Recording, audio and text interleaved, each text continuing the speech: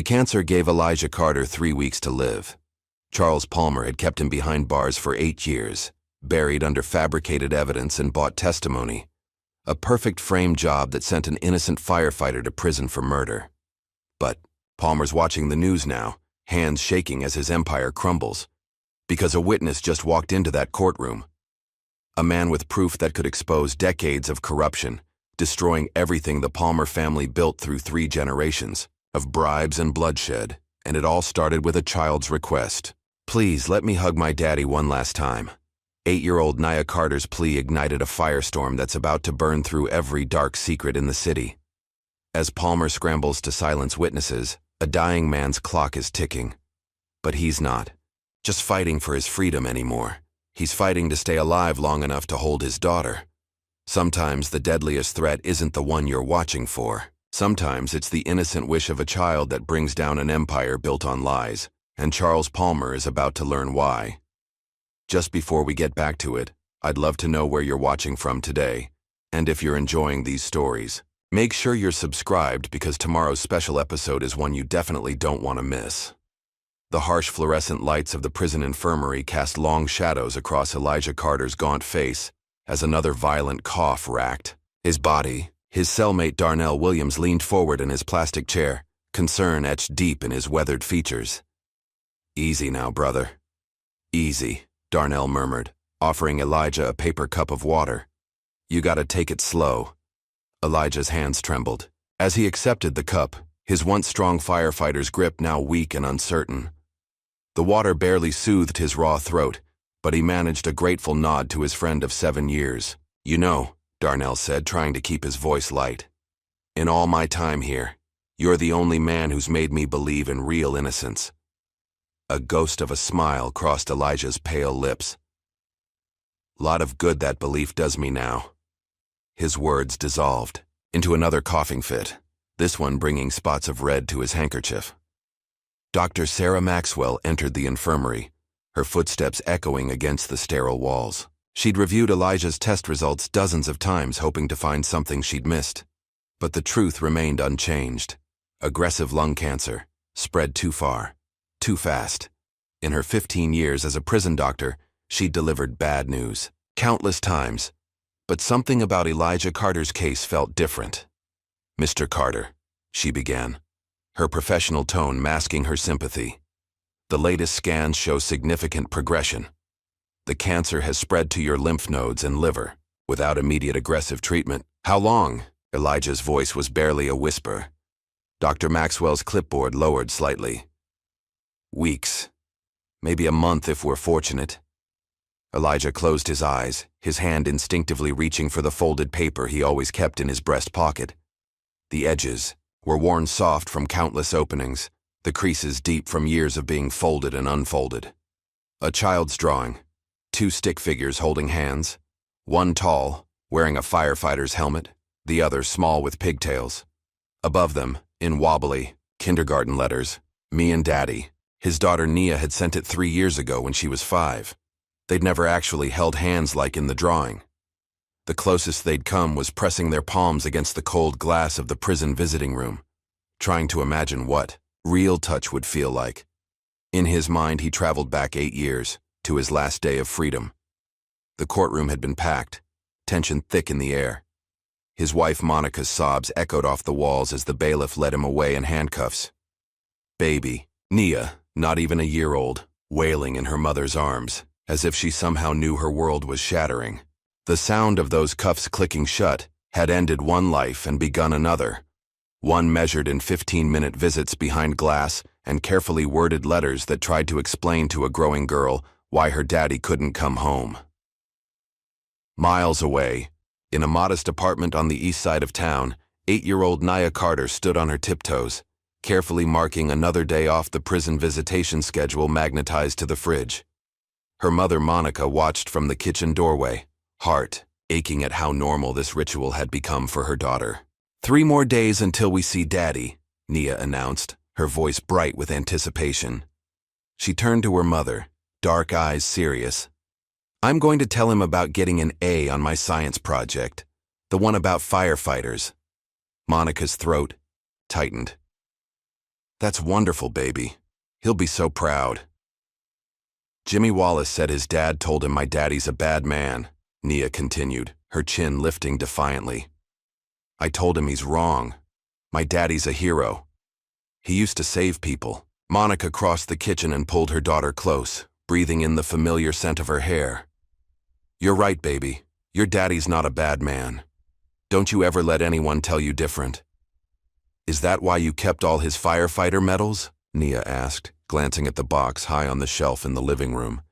Because heroes get medals? Monica nodded, fighting back tears. That's right. And one day, when all this is over, he'll tell you the story behind each one. In a downtown law office, Jordan Hayes rubbed his tired eyes, surrounded by stacks of legal documents. The lights of the city twinkled outside his window as night settled, over the skyline. His computer screen displayed yet another rejection of his motion for compassionate release. 8 years of fighting this case, and the system remained as cold and unyielding as ever. But something about this last medical report, about Elijah's rapidly declining condition, had given him a new angle. He began drafting another motion, this one different from the others, not asking for release but for something simpler and yet somehow more profound, a chance for a dying man to hug his daughter one last time. He worked through the night, crafting the language carefully. Your Honor, we are not asking for Mr. Carter's release. We are asking for a basic human dignity, the chance for a dying father to embrace his child once before he passes. In all the years of his incarceration, Mr. Carter has never once held his daughter. She was an infant when he was imprisoned. Now, as he faces his final days, we ask the court to grant them this one moment of connection. The initial response from Judge William Thompson was predictably negative. Mr. Hayes, while I sympathize with your client's condition, the security risks of allowing physical contact between an inmate and a civilian are simply too great. The precedent it would set. With all due respect, Your Honor, Jordan interrupted, his voice firm. We're not setting a precedent. We're asking for basic humanity. When the judge remained unmoved, Jordan knew he had to change tactics. He leaked the story to local media, knowing the public's appetite for emotional human interest stories. Within days, social media was ablaze with the hashtag, "Let Elijah hug his daughter." Local news stations picked up the story, featuring interviews with medical experts about the importance of physical contact for both dying patients and their children. The pressure grew until Judge Thompson had no choice but to revisit the motion. He finally agreed to a supervised meeting in his courtroom, though his ruling came with strict conditions and security requirements. The news of this small victory reached far beyond the courthouse. In a luxurious office across town, Charles Palmer set down his phone, his face tight with concern. He turned to the window, looking out over the city he'd helped build, often through means best left in the shadows. "Get me everything on this hearing," he ordered into his intercom, "and find out who's covering it in the press. I want to know every reporter, every angle, every detail." His secretary's voice crackled back, "Sir, social media is picking up the far story fast. It's trending locally." Palmer's jaw clenched. "Get me Detective Graves, now." Across town, in a small cluttered apartment, Detective Martin Graves poured himself another drink, his hands shaking slightly as he watched the evening news coverage of Elijah's story. The reporter's words barely registered. All he could see was the photo they kept showing of Elijah in his firefighter uniform, standing proud and straight, a man who dedicated his life to saving others. His phone buzzed with a text from Palmer. "Watch this case, closely." Graves drained his glass, the familiar burn of whiskey doing nothing to ease the acid in his stomach. He knew what Palmer really meant. Make sure the past stays buried. But how do you bury something that's already clawing its way to the surface? He opened his laptop, accessing old case files. Evidence logs, witness statements, the carefully constructed web of lies that had sent an innocent man to prison. His cursor hovered over the delete button, but something stopped him.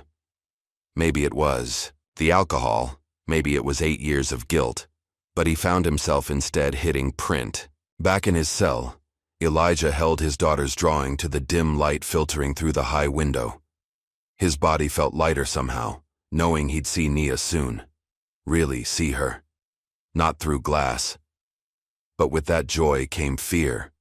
Not of dying. He'd made his peace with that. No, he feared what could happen if the truth came out during this hearing. The same people who'd buried him in here wouldn't hesitate to make sure his daughter and Monica paid the price for any revelations. "You really think they'll let you hug her?" Darnell asked from the bottom bunk, his voice soft in the darkness.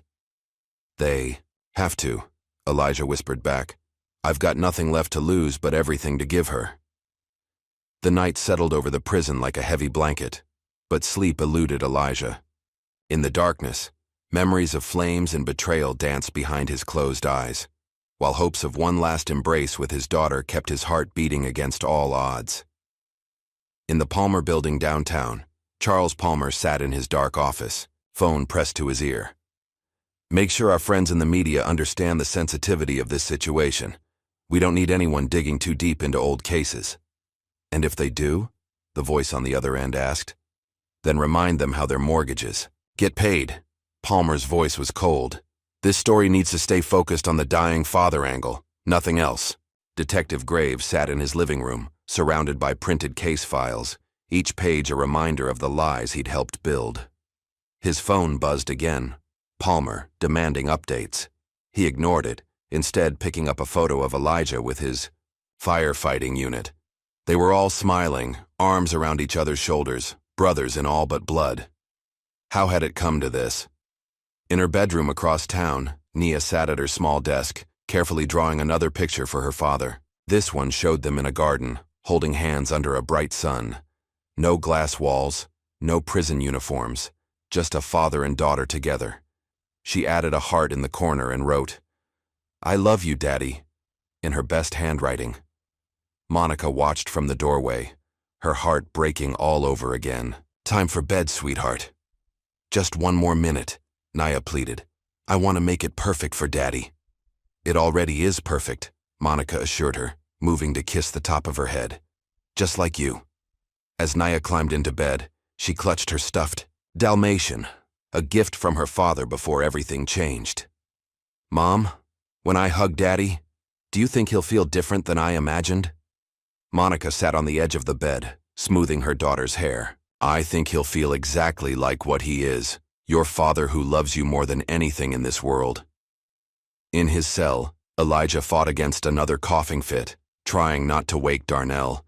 His chest burned, each breath a struggle, but he refused to give in. Not yet. Not when he was so close to holding his daughter. Dr. Maxwell's words echoed in his mind. Weeks, maybe a month. Time was running out, but for the first time in 8 years, Elijah felt something he'd almost forgotten. Hope. Not hope for himself, but hope that somehow, through whatever was about to unfold, the truth would finally find its way into the light. His last thought before exhaustion finally claimed him was of Nia's smile in the visiting room, pressed against the glass, her small hand aligned with his larger one. Soon, that glass would be gone. Soon, they would touch. And maybe, just maybe, that touch would be enough to set things right, even if he wouldn't be around to see it. The night grew deeper, and somewhere in the city, the pieces of a puzzle 8 years in the making began to shift. All because a dying man dared to ask for one simple thing, the chance to hug his daughter one last time.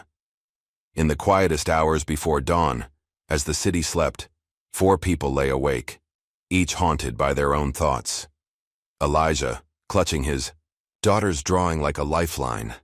Nia, dreaming of her father's embrace.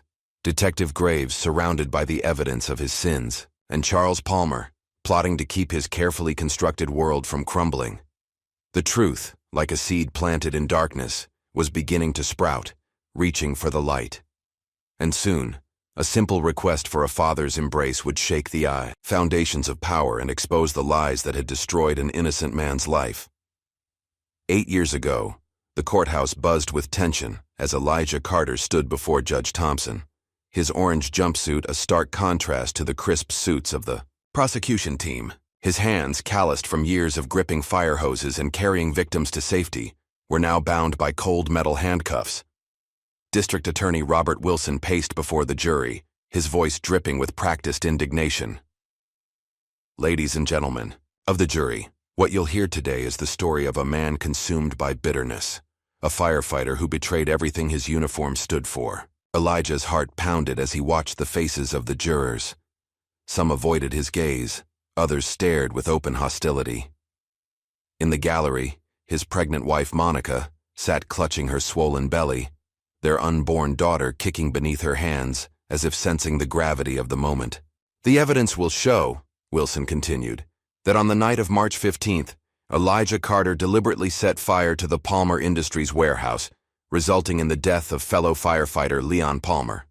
Not just any firefighter, but the brother of Charles Palmer, one of our city's most respected businessmen. The prosecution's case unfolded like a well-rehearsed play. Photo after photo flashed across the screen.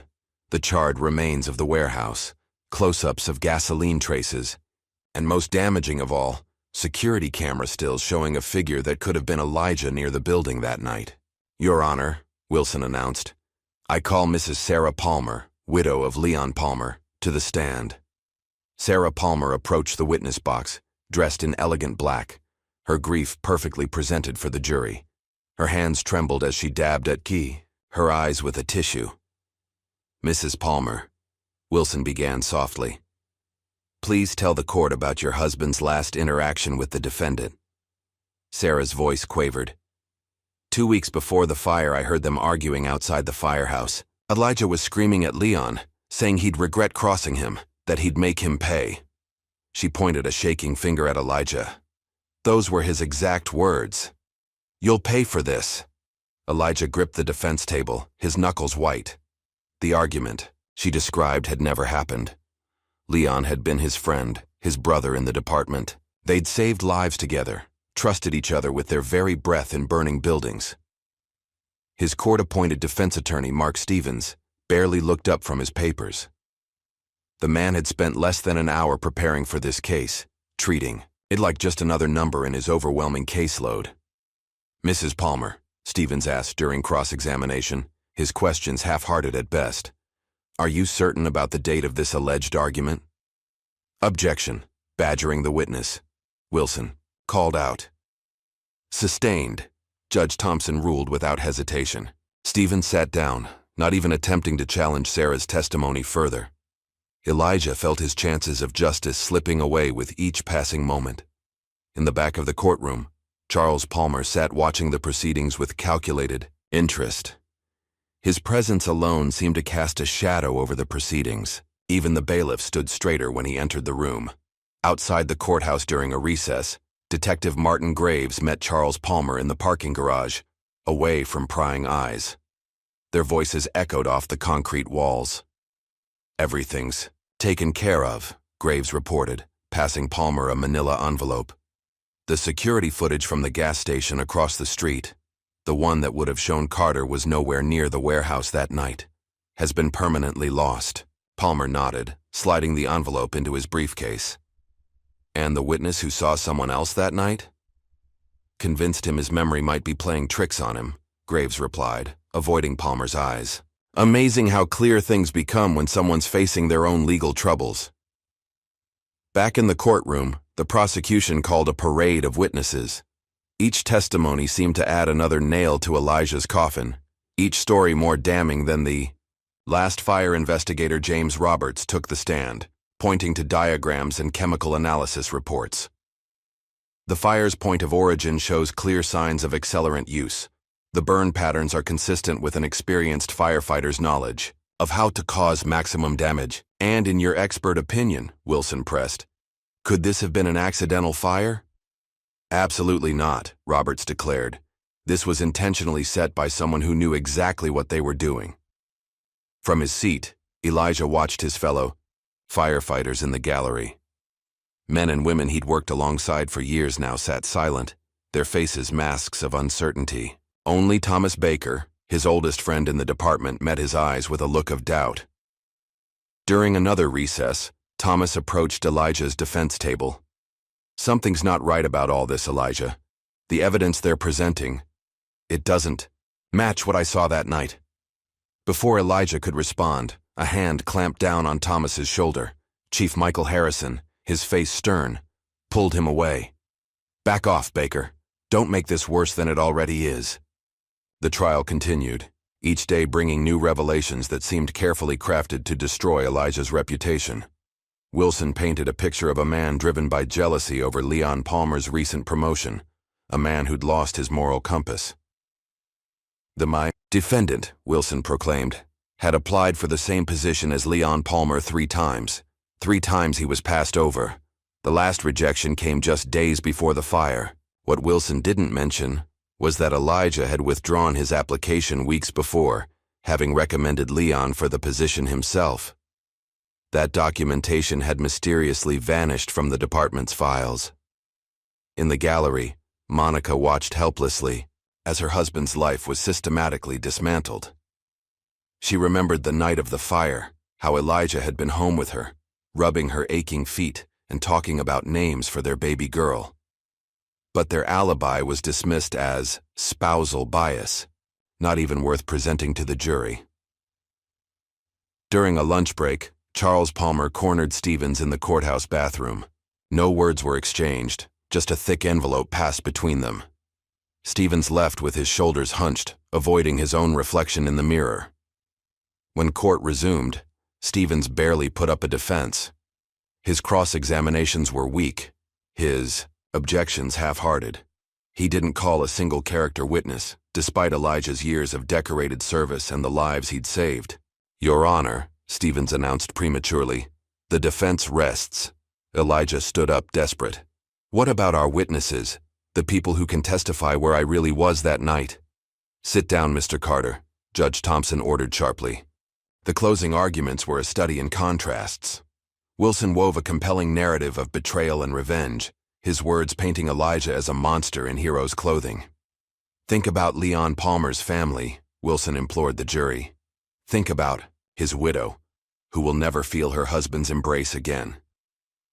Think about his brother Charles, who lost not just a sibling, but a testament to their family's dedication to this city." Stevens's closing argument lasted barely 5 minutes, a rambling mess that seemed designed to fail. "While the prosecution's evidence might seem convincing, I ask you to consider all possibilities." The jury deliberated for less than 2 hours, a shockingly short time for a case involving the death penalty. Elijah's heart sank when he saw their faces as they filed back in. He knew before the foreman spoke. "On the charge of first-degree arson, we find the defendant guilty. On the charge of first-degree murder, we find the defendant guilty." The words fell like hammer blows in the silent courtroom. Monica's sob pierced the air, and baby Nia, sensing her mother's distress, began to wail. The sound of his daughter's cries would haunt Elijah's dreams for years to come. Judge Thompson's voice was cold as he delivered the sentence. "Elijah Carter, this court sentences you to life imprisonment without the possibility of parole." As the bailiffs led him away, Elijah caught one last glimpse of his wife cradling their daughter, of Charles Palmer's satisfied smirk, of his fellow firefighters looking away in shame. The doors closed behind him, sealing him into a nightmare that would last 8 long years. That night, in his temporary cell awaiting transfer, Elijah lay on his bunk, trying to make sense of how thoroughly his life had been destroyed. Down the hall, he could hear other inmates shouting, but all he could think about was Monica and their baby girl.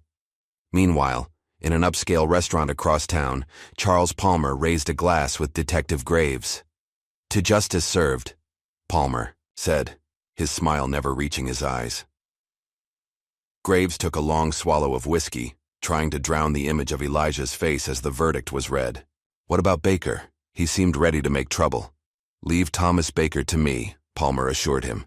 "Everyone has their price, or their pressure point."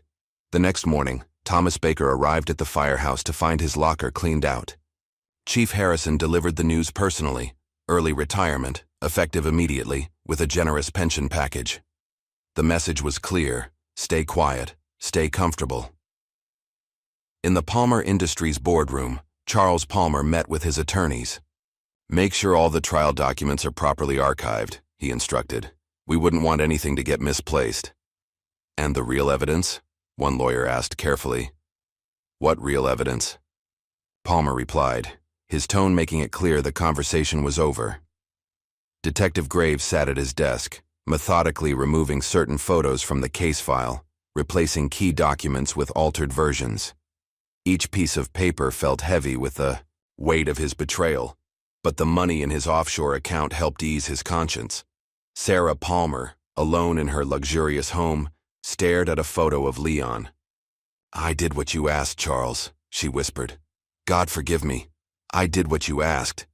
The truth of that night, of how Leon had discovered his brother's insurance fraud scheme, of how he had threatened to expose it all, of how Charles had arranged the fire to silence him and frame an innocent man, remained buried beneath layers of fabricated evidence and bought testimony.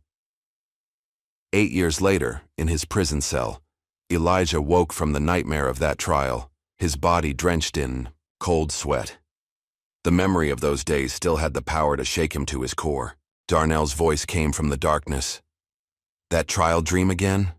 "Yeah," Elijah whispered. "But something's different this time. With this hearing coming up, with Nia being allowed to be close to me, I can't help feeling like maybe the truth has a chance." "Truth's like water, brother," Darnell replied softly. "No matter how many rocks they pile on top, it always finds a way to flow." In her apartment, Monica sat looking through old newspaper clippings from the trial, her fingers tracing the headlines that had condemned her husband. A text message lit up her phone, an unknown number. "Keep your daughter away from the courthouse. Some truths are better left buried." She deleted the message, her hands shaking, but her resolve firm. 8 years of silence had protected no one. Maybe it was time for the truth to finally break free. Across town, Jordan Hayes sat in his office, poring over the trial transcripts. Something about Sarah Palmer's testimony nagged at him. The dates she mentioned, the specific details, they seemed too perfect, too rehearsed. He began making notes, connecting dots that had been deliberately scattered 8 years ago. And in his mansion, Charles Palmer paced his study, phone pressed to his ear. "I don't care what it takes," he growled. "This hearing cannot be allowed to open old wounds. Do you understand?" The wheels of justice had ground an innocent man to dust 8 years ago. But now, as Elijah Carter prepared to hold his daughter for the first time, those same wheels were beginning to turn again, this time perhaps in the direction of truth. Dawn broke over the city courthouse, its marble steps already crowded with reporters and camera crews. The morning air hummed with anticipation as security personnel established barricades to control the growing crowd. Inside, Judge Thompson stood at his chamber window, watching the scene unfold below. Monica helped Nia smooth down her yellow dress for the 10th time, her daughter's favorite color chosen specially for this moment. They sat in the courthouse, waiting area, Nia clutching her latest drawing, another picture of herself with her father, this one showing them in a garden full of flowers. "Remember what we talked about, baby," Monica said softly, adjusting the ribbon in Nia's hair. "Daddy might look different than the pictures you're used to. He's been very sick." Nia nodded solemnly. "But his heart's the same, right, Mom? That's what matters." Monica swallowed hard, fighting back tears. "That's exactly right, sweetheart." Down in the courthouse basement holding area, Elijah sat on a metal bench, his prison jumpsuit hanging loose on his gaunt frame. A guard helped him put on the tie Jordan had brought. Department protocol required inmates to be properly dressed for court appearances. Elijah's hands trembled too much to manage the knot himself. "Never thought I'd wear a tie again," Elijah murmured, his voice rough from another morning of coughing. The guard, Officer Mike Sullivan, stepped back to check his work. He'd been watching over Elijah for 8 years, seen the way he carried himself, how he helped other inmates, never causing trouble. "You're a good man, Carter. Whatever happened back then, well, just focus on your girl today." Jordan Hayes arrived early, carrying a thick briefcase. He'd spent the night reviewing old trial documents, something about Sarah Palmer's testimony still nagging at him. But today wasn't about the past. It was about giving a dying man the chance to hold his daughter. The courtroom filled quickly. Local media occupied the front rows, their cameras ready to capture what everyone expected to be a touching human interest story. Nobody suspected this simple moment would unravel 8 years of carefully constructed lies. Charles Palmer sat in the back row, his expensive suit a stark contrast to the wooden benches. His phone buzzed constantly with updates from his network of informants. Detective Graves sat 3 rows ahead, his collar tight against his neck, a thin sheen of sweat on his forehead despite the room's cool air. At precisely 9 a.m., the bailiff's voice rang out. "All rise. Court is now in session. The Honorable Judge William Thompson presiding." Judge Thompson took his seat, his face stern. "Before we proceed, let me make one thing clear. This is not a hearing to review Mr. Carter's conviction. This is purely a humanitarian consideration. Any attempt to turn this into something else will result in immediate termination of these proceedings." Jordan stood. "Understood, Your Honor. We're simply here so a dying father can hug his daughter one last time." The judge nodded to the bailiff. "Bring in the prisoner." The side door opened, and Elijah entered, shuffling slightly, his chains clinking with each step. A collective gasp rippled through the courtroom. Even those who'd expected him to look unwell were shocked by his appearance. 8 years of imprisonment and disease had carved deep hollows in his cheeks, turned his once strong frame fragile. Monica's hand tightened around Naya's as her daughter took in her father's appearance for the first time, without glass between them. But Nia showed no fear, no hesitation. Her eyes remained fixed on Elijah's face, seeing past the ravages of time and illness to the father she'd always known was there. "The court will now allow the approved contact between Mr. Carter and his daughter," Judge Thompson announced. "Officers, please remove the defendant's restraints." 2 guards approached Elijah, methodically removing his handcuffs and ankle chains. The metal clanked against itself, the sound echoing in the hushed courtroom. Elijah rubbed his wrists, looking smaller somehow without the restraints that had defined his existence for so long. "Naya Carter," the judge called, his voice softening slightly. "You may approach your father." Nia stood, smoothing her yellow dress one last time. She looked up at Monica, who gave her an encouraging nod. The little girl took a deep breath and stepped into the aisle. The distance between the gallery and where Elijah stood seemed enormous to her small legs. Each step echoed on the polished floor as she walked toward the father she'd only known through glass and letters. The entire courtroom held its breath, cameras clicking softly, capturing each moment. Elijah sank to one knee, his body trembling with the effort to stay upright, his arms opening to his daughter. Tears streamed freely down his face as he watched his little girl approach, no longer the infant he'd last held, but a beautiful, brave child who'd grown up without him. "Daddy," Nia whispered as she reached him, her voice carrying in the silent courtroom.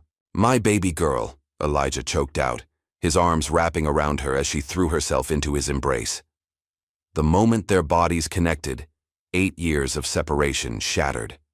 Elijah pulled her close, breathing in the scent of her hair, feeling the warmth of her small body against his chest. Nia's arms wrapped around his neck, holding on as if afraid he might disappear again. "I knew you weren't bad, Daddy," she whispered against his shoulder. "I always knew." Elijah's body shook with silent sobs as he held his daughter, one hand cradling the back of her head, the other wrapped protectively around her small frame. "I love you so much, baby girl. So much."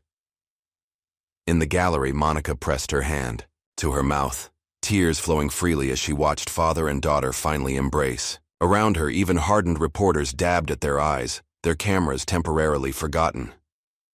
"I made this for you," Nia said, pulling back slightly to show Elijah her drawing. "See, it's us in a garden. Because gardens are pretty and sad places, shouldn't be where daddies and daughters meet." Elijah took the drawing with trembling hands, his tears falling onto the colorful paper. "It's beautiful, sweetheart, just like you." In the back of the courtroom, Charles Palmer shifted uncomfortably, his eyes darting to the exit. Something about this scene, about the raw truth of a father's love for his daughter, seemed to be affecting even his carefully maintained composure. Detective Graves couldn't tear his eyes away from the reunion. 8 years of drinking hadn't managed to drown the guilt of what he'd done, and now, watching this moment, he felt the weight of his betrayal more heavily than ever. "You look different than your pictures," Nia said softly, touching Elijah's hollow cheek. "But your eyes are the same. They're still kind." Elijah caught her small hand in his, pressing a kiss to her palm. "Being away from you made me sick, baby. But seeing you makes everything better." "Then I'll visit more," Nia declared with a child's simple logic. "Every day if they let me. I'll make you better, Daddy." The sound that escaped Elijah's throat was somewhere between a laugh and a sob. He pulled her close again, knowing his time was running out, trying to memorize every detail of this moment. The feel of her in his arms, the sound of her voice without glass between them, the way she fit perfectly against his heart, as if she'd never been gone. Just then, a commotion erupted at the back of the courtroom. A man burst through the doors, his clothes disheveled, his eyes wild with urgency. "Stop!" he shouted. "I have proof! Elijah Carter is innocent!" The courtroom erupted in chaos. Judge Thompson banged his gavel repeatedly. "Order! Order in this court!" Security officers moved toward the man, but he held his ground. "My name is Andre Lewis. I know who really set that fire. I know why Leon Palmer really died." Elijah instinctively pulled Nia closer, shielding her from the chaos. Monica rushed forward to collect their daughter, but Nia clung to her father, refusing to let go. Charles Palmer stood abruptly, his face ashen. Detective Graves's hand moved unconsciously to his service weapon, his eyes locked on Andre Lewis. "This is outrageous," Palmer's lawyer shouted, rising to his feet. "This man is clearly disturbed." "I was there," Andre's voice cut through the noise. "I saw everything. The real killer is in this room right now." Judge Thompson's gavel crashed down again. "Silence! Mr. Lewis, approach the bench immediately." Everyone else remained seated. Andre Lewis walked forward, his steps steady despite the tension in the room. He carried a worn leather satchel, clutching it like it contained something precious. "Your Honor," Jordan Hayes stood quickly. "Given this development, I move for—" "Mr. Hayes," the judge interrupted sharply. "This was meant to be a supervised visit, nothing more. However—" He paused, looking at Andre Lewis, then at Elijah still holding his daughter. "Given the nature of these allegations and Mr. Carter's condition, I will hear what Mr. Lewis has to say. In chambers." Charles Palmer's voice rang out. "Your Honor, this is highly irregular." "So is sending an innocent man to prison, Mr. Palmer," Andre shot back, his voice steady, despite the trembling in his hands. The judge's gavel came down one final time. "Enough, Mr. Lewis, my chambers. Mr. Hayes, Mr. Wilson, you'll join us. Officers, please escort Mr. Carter back to holding. Mrs. Carter, please take your daughter." "No!" Nia cried, clinging tighter to Elijah. "Please don't take my daddy away again." The sound of his daughter's distress shattered something in Elijah. He looked up at the judge, his voice barely a whisper but somehow filling the courtroom. "Please, Your Honor, just a few more minutes. In case this is all we get." Something in Elijah's voice, in the desperate love of a dying father, seemed to reach through Judge Thompson's formal exterior. He nodded slightly. 5 minutes, then we proceed as ordered." Elijah turned back to his daughter, wiping her tears, with gentle fingers. "Listen to me, baby girl. Whatever happens next, I need you to remember something. Can you do that for me?" Nia nodded, her small hands clutching his shirt. "Remember that your daddy loves you more than anything in this whole world. Remember that I think about you every single day, every single minute. And remember that no matter what anyone says, no matter what happens, you are the best thing that ever happened to me." "I love you too, Daddy," Nia whispered, burying her face in his neck. "Please don't go away again. I'll always be with you, baby." "Right here." He touched her heart gently. "And whenever you miss me, just look at the moon at night. I look at it too every night thinking of you. So even when we're apart, we're still seeing the same thing, still connected." Monica approached. Slowly, her own tears falling freely. "Come on, sweetheart. We need to let Daddy go with the officers now." Nia shook her head frantically. "No, Mommy. They can't take him. Not again." Elijah pressed a final kiss to his daughter's forehead, his tears falling into her hair. Be brave for me, baby girl. Remember what I said about the moon, and keep drawing those beautiful pictures. They keep me going, just like your love does. With a gentleness that broke everyone's hearts, Elijah carefully disentangled himself from Nia's grip, passing her to Monica. The moment he let go, his daughter's cry of distress cut through the courtroom like a physical pain. Daddy! Daddy! The officers moved forward to replace Elijah's restraints, but he barely felt them. All he could focus on was his daughter's face, trying to memorize every detail, knowing this might be the last time he saw her without glass between them. As they led him away, Nia's cries echoing in his ears, Elijah caught a glimpse of Andre Lewis heading toward the judge's chambers, clutching his satchel. In that moment, he allowed himself to feel something he'd almost forgotten. Hope. Charles Palmer watched the proceedings with growing unease, his phone already in his hand, fingers flying over the keys as he typed out urgent messages. Detective. Graves sat frozen in his seat, his face a mask of conflicting emotions as he watched the scene unfold. The courtroom slowly emptied, reporters rushing out to file their stories, spectators discussing the dramatic turn of events in hushed voices. But Monica stayed seated, holding her sobbing daughter, both of them watching the door through which Elijah had disappeared. He's innocent, Mommy, Nia whispered through her tears. That man knows it. He's going to help Daddy come home. Monica stroked her daughter's hair, her own heart racing with cautious hope. Maybe, baby. Maybe this time the truth will finally come out. In the holding cell, Elijah sat with his head in his hands, his daughter's touch still lingering on his skin, her cries still echoing in his ears. But for the first time in 8 years, he felt something besides despair. Andre Lewis had appeared like an angel of truth, carrying what might be the key to his freedom. Please, he whispered to whatever power might be listening. Let me live, long enough to see my name cleared. Let me give my daughter back her father's good name, even if I can't give her back her father. The sound of his coughing echoed off the concrete walls, but this time, he fought against it with renewed strength. Somewhere above him, in the judge's chambers, a man was about to tell a story that could change everything. And in the courtroom, a little girl in a yellow dress sat with her mother, holding on to hope with the pure, unshakable faith of a child who knew, deep in her heart, that her daddy was a hero. The truth, so long buried under lies and corruption, was finally clawing its way to the surface, and not even Charles Palmer's money or Detective Graves's guilt could stop it now. The fluorescent lights in Jordan Hayes's office cast harsh shadows across Andre Lewis's face as he pulled documents from his worn leather satchel. His hands trembled, slightly, but his voice remained steady as he shared what he'd kept buried for 8 years. I was working security at Palmer Industries that night, Andre began, spreading photographs across Jordan's desk. Not official security. Charles Palmer hired guys like me to keep certain things off the books. Jordan leaned forward, studying the grainy photos. They showed loading docks, trucks moving in and out at odd hours, men in suits exchanging briefcases. What exactly were you securing? Andre's laugh was bitter. Everything dirty. Palmer used that warehouse for insurance fraud.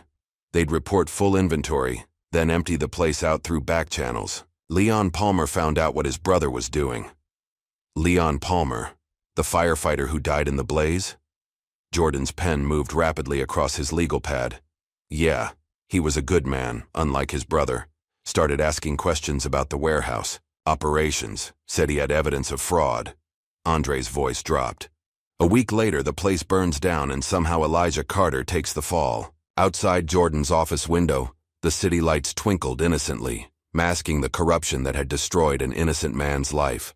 Thunder rumbled in the distance, promising a storm. Why come forward now? Jordan asked, studying Andre's face. I saw that little girl on the news, watching her daddy waste away in prison. Andre's eyes grew distant. I got kids too. Couldn't live with it anymore. Across town, Charles Palmer paced his office, phone pressed to his ear. I don't care what it costs. Find out everything about Andre Lewis. Family, friends, debts, anything we can use. His assistant's voice crackled through the speaker. Sir, he's been careful. Lived clean since getting out of his gang. But he has 3 kids in. Private school? Perfect. Palmer's smile was cold. Make the calls. Remind him how expensive good education is these days. Meanwhile, Officer James Bradley sat in his patrol car, parked in the shadows of a side street. At 28, he was still considered a rookie by department standards. But something about Elijah's case had caught his attention months ago. His dashboard computer displayed personnel files he shouldn't have access to. Detective Graves' bank records showed regular deposits from shell companies, all leading back to Palmer Industries. Bradley took another photo with his phone, adding it to his growing collection of evidence. A knock on his window made him jump. Another patrol officer, Kevin Murphy, peered in. Kinda late for paperwork, isn't it, Bradley? Just finishing reports, Bradley replied smoothly, casually closing the laptop. But he caught the way Murphy's eyes lingered on the screen, and something in the older officer's expression made his skin crawl. Hours later, Andre Lewis walked down a dimly lit street, his satchel clutched tightly. The sound of footsteps behind him made him walk faster, his heart pounding. He turned one corner, then another, trying to lose his pursuers. A black SUV pulled up alongside him. The window rolled down, revealing Charles Palmer's consigliere, Marcus Wheeler. Get in, Mr. Lewis. Let's discuss your children's educational future. Andre backed away, turning to run, but found his path blocked by 2 men in dark suits. I'm not interested in any discussion. Your kids are at St. Margaret's, right? Wheeler's voice was casual. Lovely school. Be a shame if their scholarships were suddenly revoked. Leave my children out of this. Andre's voice echoed off the brick walls. Then get in the car, and we'll make sure they stay in. Wheeler's smile never reached his eyes. Just then, flashing police lights illuminated the alley. Officer Bradley stepped out of his patrol car, hand resting deliberately on his weapon. Everything all right here, gentlemen? Wheeler's smile remained fixed. Just having a friendly chat with Mr. Lewis. Mind if I join the conversation? Bradley asked, positioning himself between Andre and the SUV. Wheeler assessed the situation, then nodded to his men. The SUV pulled away smoothly, leaving Bradley and Andre alone in the alley. Thank you, Andre breathed, his legs shaky with relief. Bradley nodded grimly. They'll be back. You should come with me. There's something you need to see. Across town, in the prison infirmary, Elijah sat propped up in bed, his breathing labored. The old medals Naya had mentioned sat in his lap, brought by Monica after their courtroom reunion. His fingers traced the engravings, remembering each rescue, each life saved. Your daughter found these, Monica had told him earlier that day. She polishes them every week, says they need to shine for when you come home. Now, alone in the darkness, Elijah fought against another coughing fit. The doctor had offered morphine for the pain, but he'd refused. He needed to stay clear-headed. Something was finally happening, and he had to hold on. In her bedroom, Naya sat at her small desk, drawing with fierce concentration. The page showed her father in his firefighter uniform, standing tall and strong, not like the thin man she'd hugged in court. Around him she drew other firefighters, all the ones who'd come to their house after his arrest, promising to help. Then slowly stopping their visits, Monica watched from the doorway, remembering those early days. How their firefighter family had slowly pulled away, not out of malice, but out of fear. The Palmer name carried weight in this city, and people had mortgages to pay, children to feed. Mom, Naya asked without looking up, if that man helps prove Daddy didn't do it, will he get better? Monica's heart clenched. How do you explain to a child that sometimes justice comes too late? I don't know, baby. But what matters is that people will know the truth about him. I already know the truth, Nia declared, adding another figure to her drawing. I'm putting Mr. Andre in the picture too. He's helping Daddy, so he's a hero like them.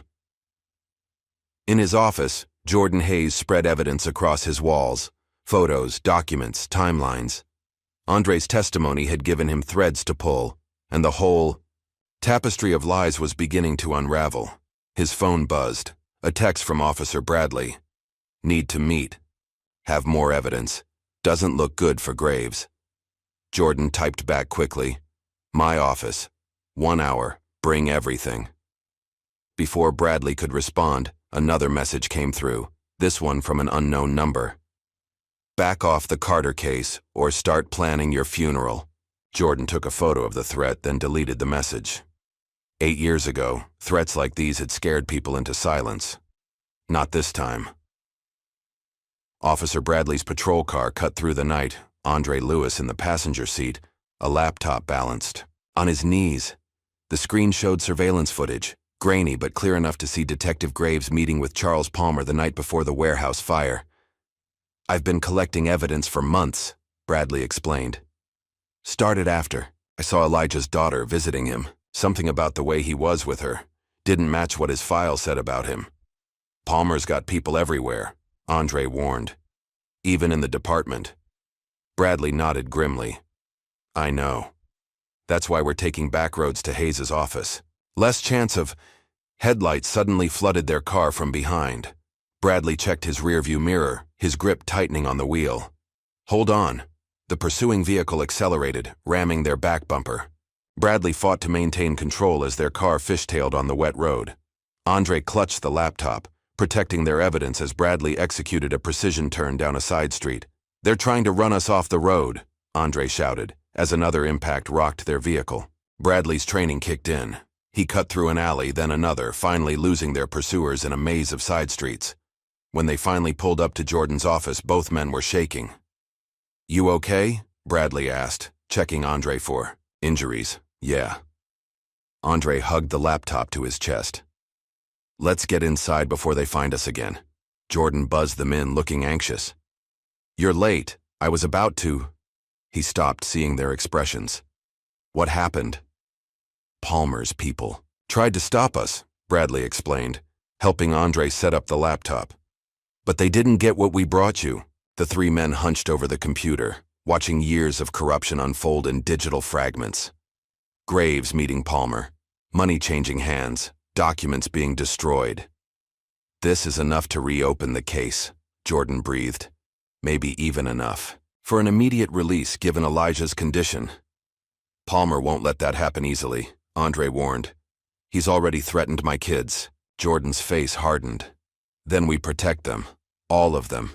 I know people. Former clients who owe me favors. U.S. Marshals, FBI agents. Give me an hour. While Jordan made calls, Bradley and Andre continued piecing together evidence. The picture they assembled was devastating. Systematic corruption reaching into every corner of city government, all protecting the Palmer family's criminal empire. Look at this. Bradley pointed to a document. The fire inspector who testified against Elijah. He bought a vacation home 3 months later, way above his pay grade. And here, Andre added, pulling up bank records. The judge's brother-in-law suddenly got a cushy job at Palmer Industries right after the conviction. Jordan returned, looking grimly satisfied. I've arranged protection for both your families. U.S. Marshals are moving them to safe locations now, and I've made copies of everything, stored in multiple secure locations. What about Elijah's family? Bradley asked. Already done. Monica and Nia are being moved tonight. I have people I trust watching them.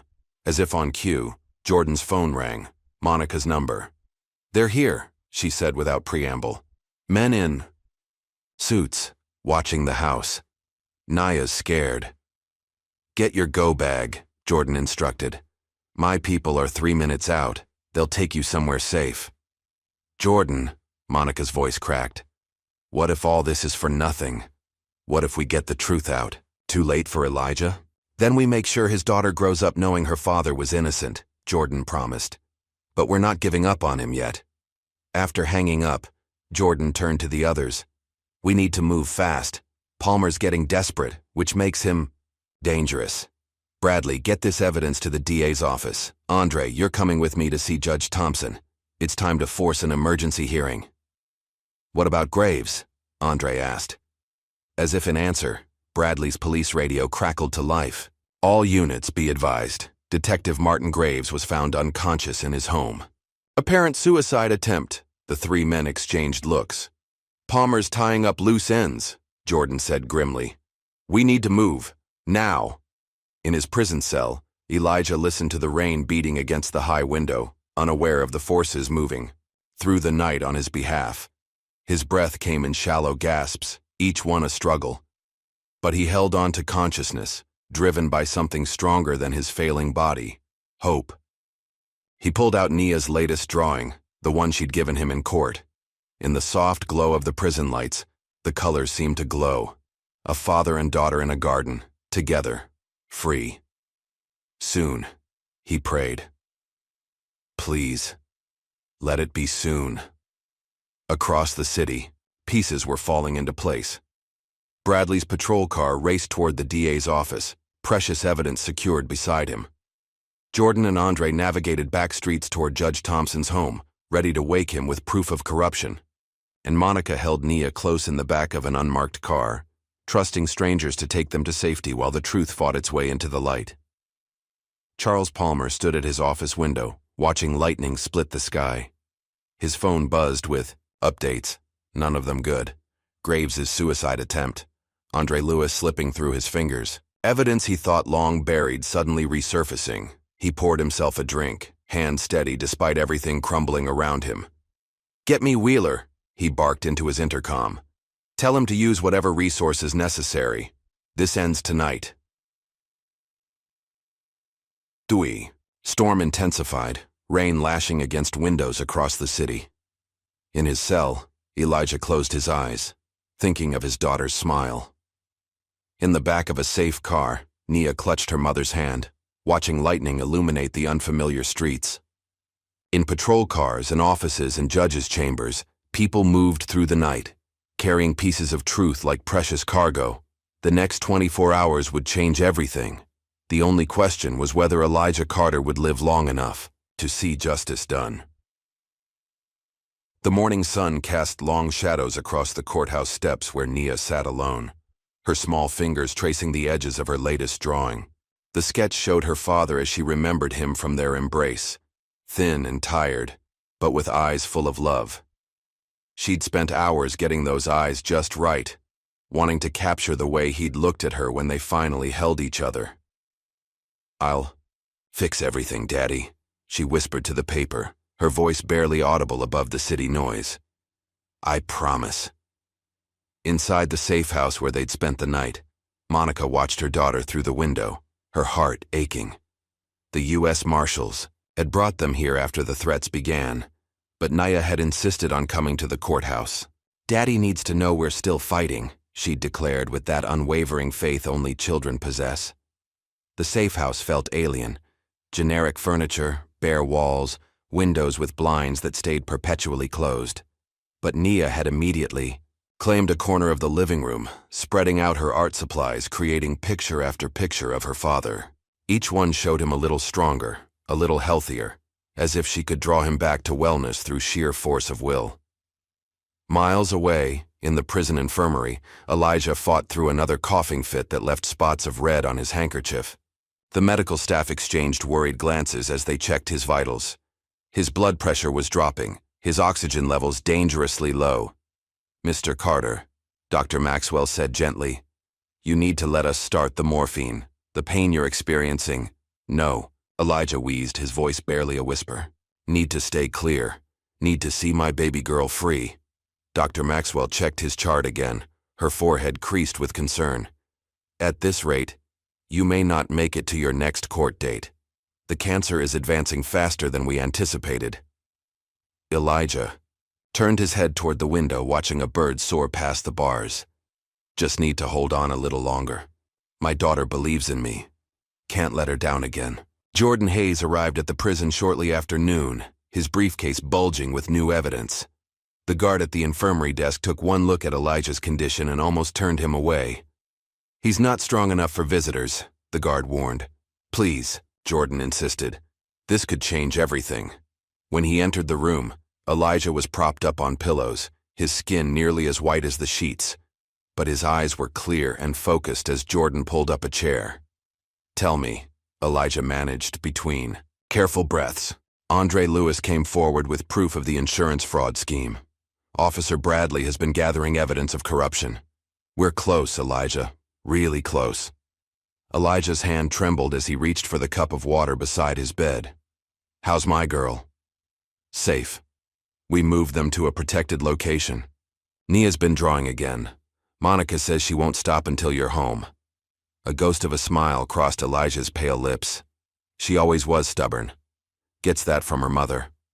Meanwhile, Nia had discovered something in her mother's old storage boxes. Letters from Elijah that Monica had hidden away. She sat cross-legged on the safe house floor, carefully unfolding each one, her finger following the words as she read. My dearest Nia, one letter began.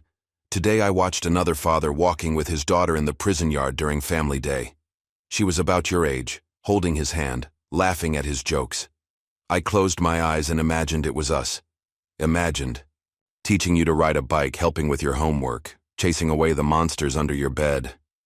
Tears splashed onto the paper as Nia read. More letters spilled from the box. 8 years of love and longing captured in her father's careful handwriting. I dream of you every night, princess. In my dreams, I'm still a firefighter, still a hero. Still worthy of being your father. Sometimes I wake up reaching for you, forgetting where I am until reality crashes back. But then I remember. You believe in me. Your faith keeps me going when nothing else can. Monica found her daughter surrounded by letters, tears streaming down her face. Oh, baby, I'm so sorry. I was trying to protect you. He never stopped loving us, Nia said, looking up at her mother. Even when everyone else stopped believing in him, he never stopped loving us. Monica knelt beside her daughter, pulling her close. No, baby, he never did. Across town, Jordan worked frantically to prepare for an emergency hearing. He'd petitioned the court to review the new evidence, knowing every hour that passed put Elijah's life more at risk. His phone rang, Officer Bradley's number. Hayes, we've got trouble. Someone broke into the evidence room last night. Files are missing. Jordan's blood ran cold. The copies, safe. Like you said, multiple locations. But Palmer's getting desperate. Keep digging, Jordan instructed. We need everything you can find. And Bradley, watch your back. Detective Graves lay in his hospital bed, tubes snaking from his arms, a police guard at his door. The official report said attempted suicide, pills and whiskey, a common end. For cops who couldn't live with their guilt. But Graves knew the truth. Palmer's men had paid him a visit, made it clear that dead men tell no tales. He'd survived. Barely. Now, drifting in and out of consciousness, he saw Elijah's face, heard Nia's voice calling for her daddy in the courtroom. 8 years of guilt pressed down on him like a physical weight. With trembling fingers, he pressed the call button. When the nurse arrived, he managed to whisper, "Need to make a statement. Need a lawyer." Back at the courthouse, Nia had opened her sketchbook again. This time she wasn't drawing her father as a firefighter or a hero. She drew him as she'd seen him in court, thin and sick, but with arms strong enough to hold her, with love enough to fill every empty space between them. A shadow fell across her paper. She looked up to find Sarah Palmer, Leon Palmer's widow, standing there, her expensive perfume cutting through the courthouse air. "You're Elijah's little girl," Sarah said softly, her carefully made-up face showing signs of strain. I've been watching you draw." Nia clutched her sketchbook closer. "My daddy's innocent. That man Andre knows the truth." Sarah Palmer's hands twisted her designer handbag. "Yes," she whispered, so quietly Nia almost missed it. "Yes, he does." Before Nia could respond, Sarah hurried away, her heels clicking against the marble floor. But she'd dropped something, a small USB drive that gleamed dully in the afternoon light. Nia picked it up, studying it carefully, before tucking it into her pocket. When Jordan arrived to check on her an hour later, she pressed it into his, hand without a word. Jordan plugged the drive into his laptop that evening, his office dark except for the blue glow of the screen. What he found made his hands shake. Security camera footage from the night of the fire, emails between Charles and Leon Palmer discussing the insurance fraud, proof that Sarah Palmer had been coerced into testifying falsely. That little girl, Sarah Palmer's voice shook in a video confession recorded that morning. She sits there drawing her father with such love, such faith. I can't let another child lose their father because of Palmer family lies. Leon would never have wanted this. In the prison infirmary, Elijah's condition deteriorated rapidly. His breathing became more labored, his periods of consciousness shorter. During one lucid moment, he grabbed Dr. Maxwell's hand. "Promise me," he gasped. "If I don't make it, tell my daughter I fought to stay. Tell her I never gave up." Dr. Maxwell blinked back tears. "Tell her yourself, Mr. Carter. Just hold on a little longer." But time was running out. Charles Palmer knew it too, watching the news coverage of Elijah's case with growing concern. His phone hadn't stopped ringing. Investors pulling out, politicians distancing themselves, journalists asking uncomfortable questions. "Sir," his assistant interrupted his dark thoughts. "Detective Graves is awake. He's asking for a lawyer." Palmer's fist crashed into his desk. "Take care of it. No loose ends." But it was too late. In his hospital room, Graves was already giving his statement to the district attorney, his words carrying the weight of truth and regret. "I helped frame an innocent man," he confessed, his voice weak but clear. "Charles Palmer orchestrated everything. The evidence tampering, the false testimony, all of it. Leon Palmer discovered his brother's insurance fraud scheme and threatened to expose it. Charles had him killed and pinned it on Carter. Back in the safe house, Nia worked on her most important drawing yet. This one wasn't just for her father. It was for the judge, the jury, anyone who needed to see the truth. She drew the warehouse fire, but not as it had been presented in court. She drew what Andre had described. Men in suits moving boxes. In the night, her uncle Leon discovering the truth, the real culprits behind her father's nightmare. "Baby," Monica said softly, watching her daughter work. "What are you drawing?" "The truth, Mommy. So everyone can see it the way I do." Monica sat beside her daughter, studying the detailed scene. "When did you get so wise?" "Daddy's letters taught me. He always said the truth is like light. It finds its way through even the smallest cracks." Across the city, that truth was finally breaking free. Sarah Palmer's confession reached the media. Graves's statement sparked a federal investigation. Andre Lewis testified before a grand jury, his children safely tucked away in witness protection. But in the prison infirmary, Elijah Carter fought his hardest battle yet. His body was failing, the cancer spreading faster than anyone had predicted. The doctors worked frantically to stabilize him, knowing that freedom might finally be within reach. "Come on, man," Officer Sullivan urged from beside Elijah's bed. In 8 years of guarding him, he'd never seen an inmate with such dignity, such quiet strength. "Your little girl's waiting for you. Fight harder." Elijah's eyes fluttered open briefly. "Tell Nia," he wheezed. "Tell her I'm still fighting. Always fighting."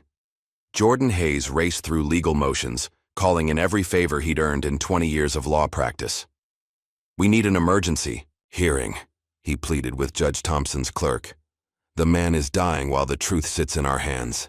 The judge, finally presented with irrefutable evidence of corruption, set an emergency hearing for the following morning. But as night fell over the city, no one was certain Elijah would live to see it. In the safe house, Nia refused to sleep. She sat by the window, clutching her father's letters, watching the moon rise over the city. Somewhere out there, her father was watching the same moon, just like he'd promised in court. "Please," she whispered to the night sky, "please let my daddy stay alive. Please let him come home." Monica watched her daughter's vigil, her own prayers echoing her child's. 8 years of separation had taught them both the cost of justice delayed. Now, with the truth finally emerging, they faced an even crueler possibility, that justice might come too late.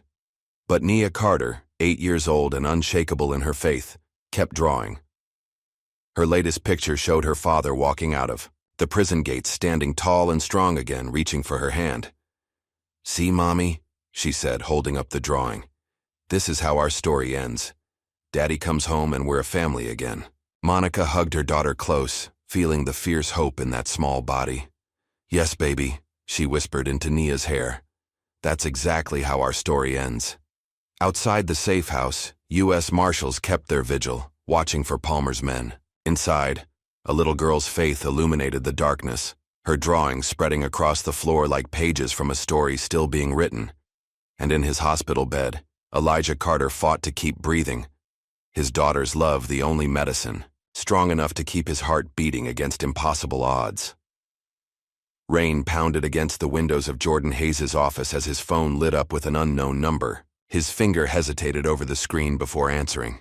Mr. Hayes. The voice was quiet, weathered by years of smoke and guilt. My name is Michael Richardson. I was a firefighter with Elijah Carter. There's something you need to see. Jordan grabbed his recorder. I'm listening. Not over the phone. Meet me at St. Michael's Church in an hour. I have Leon Palmer's personal journal. He knew about his brother's schemes, wrote everything down.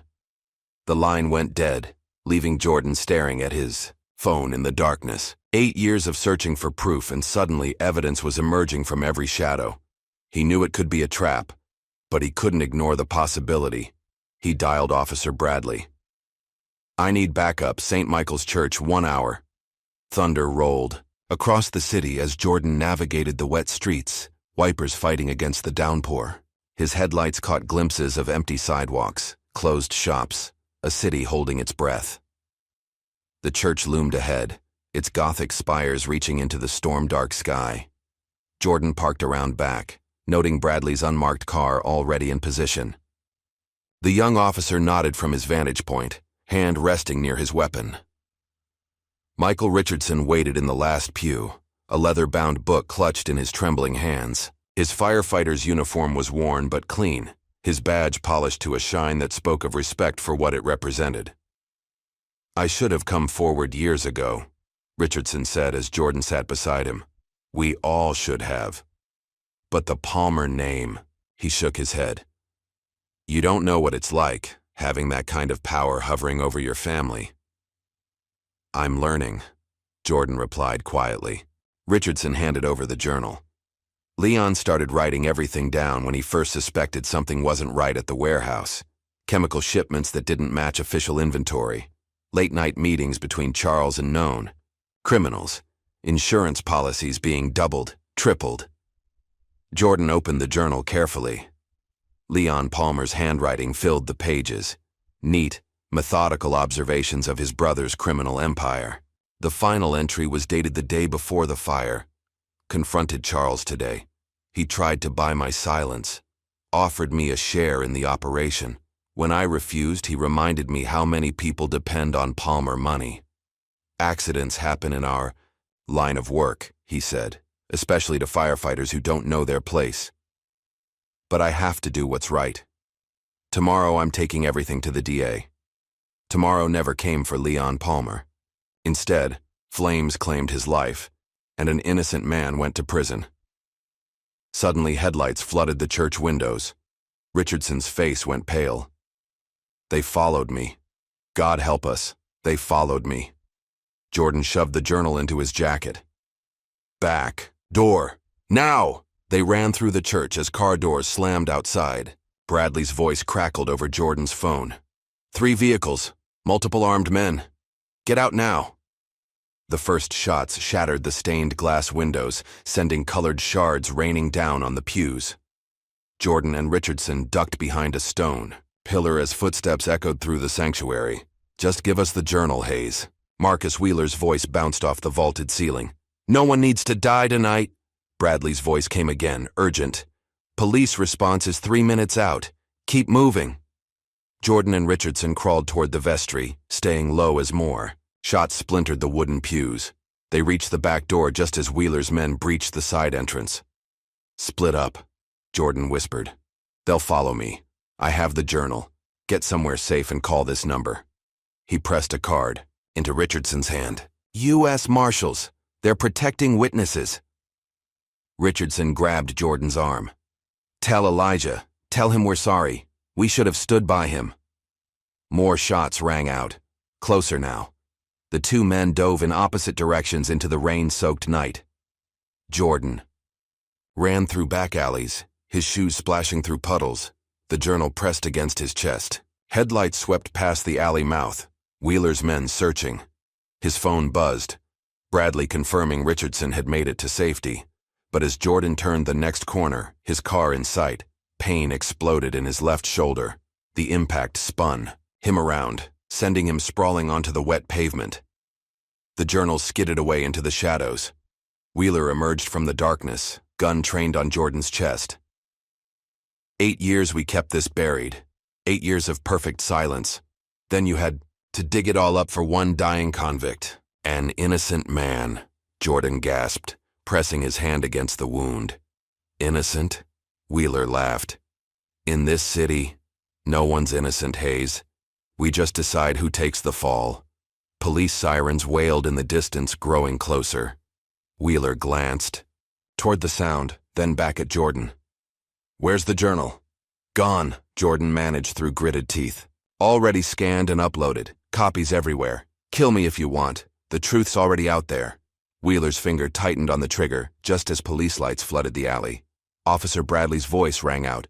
Drop it. Hands where? I can see them. Wheeler turned, raising his weapon, but Bradley was faster. 2 shots echoed off the wet brick walls. Wheeler crumpled, his gun clattering away. Bus is 2 minutes out, Bradley said, keeping his weapon trained on Wheeler while checking Jordan's wound. You picked a hell of a night to play hero. Jordan managed a weak smile. Had to match the company I keep.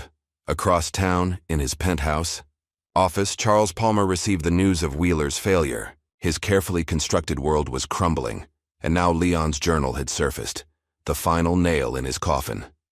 He opened his wall safe, removing passport and bearer bonds. Time to disappear. But as he turned to leave, he found Detective Graves standing in his doorway, pale but upright, hospital ID still on his wrist. Going somewhere, Charles? Palmer's hand moved toward his desk drawer. Martin, shouldn't you be recovering from your accident? Funny thing about guilt, Graves said, his gun already drawn. Sometimes it's stronger than fear, even fear of you. How much? Excuse me? Palmer spread his hands. Money. Everyone has a price, Martin. Name yours. My price. Graves stepped into the office. How about 8 years of sleeping pills that don't work? 8 years of watching an innocent man rot in prison while his daughter grows up without him? How much is that worth? Be reasonable. I've already given my statement to the DA. Federal agents are on their way. It's over, Charles. Palmer lunged for his desk drawer, but Graves put 2 rounds into the wood beside his hand. Don't. For once in your life, face what you've done. When the FBI agents arrived minutes later, they found Charles Palmer sitting in his leather chair, hands folded, defeated. The great puppet master's strings had finally snapped. In the prison infirmary, Elijah Carter fought for each breath as Dr. Maxwell monitored his failing vital signs. The television mounted in the corner played breaking news. Businessman Charles Palmer arrested. Corruption scandal. Wrongful conviction evidence. Elijah's eyes flickered open. My girl. Need to see. Save your strength. Dr. Maxwell urged, adjusting his oxygen. Help is coming. At the safe house, Nia sat with her mother, watching the same news broadcast. Her small hands worked frantically at a new drawing, this one showing her father walking free, Charles Palmer in handcuffs. Is it really happening, Mom? Is Daddy really coming home? Monica pulled her daughter close, her own tears falling freely. Yes, baby, the truth is finally winning. Jordan Hayes, his shoulder bandaged, worked from his hospital bed, coordinating with the DA's office. Leon Palmer's journal had become the key that unlocked everything. Years of corruption, false testimony, manufactured evidence. Bradley brought him updates throughout the night. More witnesses coming forward, more evidence emerging. The wall of silence had cracked, and now everyone was talking. Sarah Palmer gave a full confession, describing how Charles had forced her to lie about Elijah threatening Leon. The fire inspector admitted to falsifying reports. Even Judge Thompson's brother-in-law came forward about the bribe that bought his cushy Palmer Industries job. But time was running out. Elijah's condition deteriorated by the hour, his body struggling against the cancer that had spent 8 years growing unchecked. Jordan called an emergency meeting with the DA and federal prosecutors. "We can't wait for formal proceedings. This man is dying while we process paperwork." The DA nodded grimly. "I'm preparing an emergency motion to vacate the conviction, given the overwhelming evidence of corruption." "How long?" 24 hours minimum. "The judge has to—" "He doesn't have 24 hours. Jordan's fist hit the table, pulling at his injured shoulder. "Look at the medical reports. We need to move now." In the end, it was Nia who broke through the final barrier. She asked to speak at the emergency hearing, and something about the little girl's request moved even the most hardened court officials. The hearing was scheduled for dawn. Elijah was transported from the prison infirmary to the courthouse under medical supervision, his breath coming in shallow gasps. As the sun rose over the city, Nia Carter stood before Judge Thompson, her yellow dress bright against the dark wood of the courtroom. Her voice, clear and strong, carried to every corner of the room. "My daddy was a hero," she began, holding up her drawings. "He saved people from fires, but bad men started a different kind of fire, one made of lies. They burned up his life, but they couldn't burn up the truth." She walked closer to the judge's bench, showing him her pictures. "This is what really happened. The bad men hurt Uncle Leon because he was going to tell. Then they blamed my daddy because he was good, and good people are easier to hurt." Tears streamed down Sarah Palmer's face as she watched from the gallery. Charles Palmer, in custody nearby, couldn't meet the child's eyes. "Please," Nia finished, her voice breaking slightly. "Please don't let my daddy die in prison. He's innocent and now everyone knows it. Please let him come home." Judge Thompson studied the drawings, then looked at the mountain of evidence before him. After 8 years of accepting Palmer bribes, of looking the other way, he finally did what he should have done at the original trial. In light of overwhelming evidence of wrongful conviction, this court vacates all charges against Elijah Carter. He is to be released immediately. The courtroom erupted in cheers and sobs. Nia ran to her father's wheelchair, climbing carefully into his lap as he was officially declared a free man. "We did it, Daddy," she whispered, feeling his tears fall into her hair. "We brought the truth into the light." Elijah's arms, weak but filled with love, wrapped around his daughter. "You never stopped believing in me, baby girl. You never stopped fighting." Monica joined them, completing their family circle as cameras flashed and reporters clamored for statements. But in that moment, nothing existed except a father holding his daughter, finally free to love her without bars or glass between them. Charles Palmer watched the scene with empty eyes as federal agents led him away. His empire of lies had crumbled, brought down not by federal investigations or witness testimony, but by a little girl's unwavering faith in her father's innocence. Detective Graves, still in his hospital gown, stood with Officer Bradley, watching justice finally prevail.